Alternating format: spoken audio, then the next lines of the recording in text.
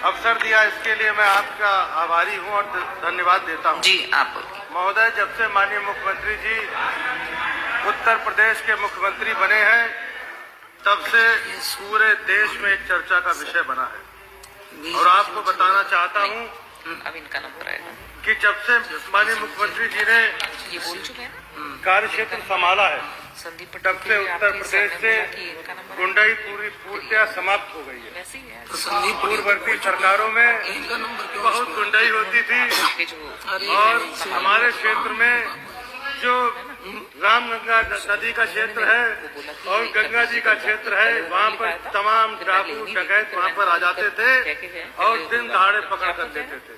मगर जब से हमारी सरकार बनी है, तब से ये सभी लोग या तो जेल में चले गए या ऊपर चले गए। और आपको बताना चाहता हूँ, जब से हमारी सरकार बनी है, तब से बिजली की व्यवस्था, पहले के जमाने में कहीं हम लोग अगर शादियों में जाते थे तो दूर से लगता था कि वहां पर टेंट है, लगता वही शादी होगी। और आजकल किसी भी गांव में आप चले जाइए, पूरा गांव रात में चमाचम होता है। मैं माननीय विद्युत मंत्री जी, माननीय योगी जी को धन्यवाद देना चाहता हूं कि उन्होंने ऐसी व्यवस्था की है। अभी आप लोगों ने कुंभ में देखा कितने लोगों ने वहां पर डुबकी लगाई। हमारे कई साथी पूरे देश से ही नहीं अपितु विदेशों से भी उन्होंने फोन किया कि माननीय जी कहीं से हमारी वहां पर ठीक से व्यवस्था करवा दीजिए, कहीं कुंभ में दर्शन करवा दीजिए, डुबकी लगवा दीजिए। मुझे ये गर्व की अनुभूति हो रही है। और आपको बताना चाहता हूं कि मेरी विधानसभा क्षेत्र कटरा में लगभग 1200 करोड़ की लागत से Birla UltraTech cement grinding cement का प्लांट की स्थापना की जा रही है। मैं आदरणीय बिरला जी को भी धन्यवाद देना चाहता हूं कि उन्होंने हमारे यहाँ पर यह जगह चुनी है और आने वाले समय में 1200 करोड़ नहीं 2400 करोड़ की लागत से उसका प्लांट का बढ़ोतरी करने जा रहे हैं। मैं आपसे अनुरोध करता हूं, हमारे क्षेत्र में बहुत सारे काम हुए। हमारे यहाँ पर कटरा जयंतीपुर CFC अस्पताल में एक्सरे मशीन लगाई गई। कई गांव को बाढ़ ठोकरों से बचाने के लिए पत्थर लगवाए गए।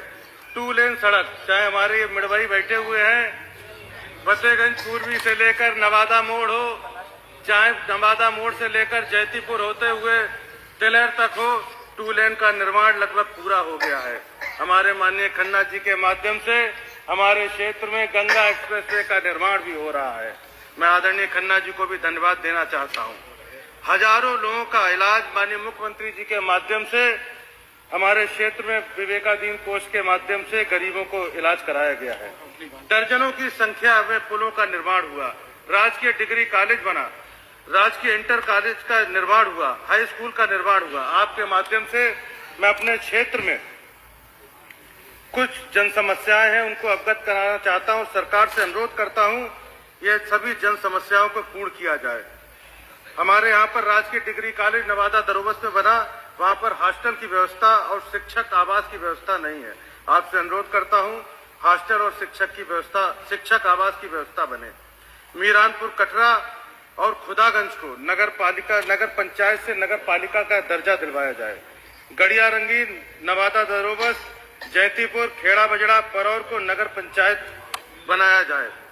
पानी की टंकी में लगे ऑपरेटरों का मानदेय लगभग 4,500 है, उसको भी बढ़ाया जाए।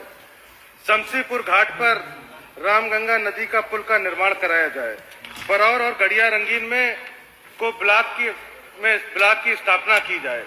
दुबला करीमनगर खूबपुर अचिंतपुर उत्तमपुर गोरा बकैनिया सतरापुर बहेड़ आदि ग्रामों में बाढ़ बचाव हेतु ठोकरों का निर्माण कराया जाए, क्योंकि हमारे क्षेत्र में नदियों का बहुत बड़ा बाढ़ आ जाती है, बहुत बड़ा कटान भी होता है।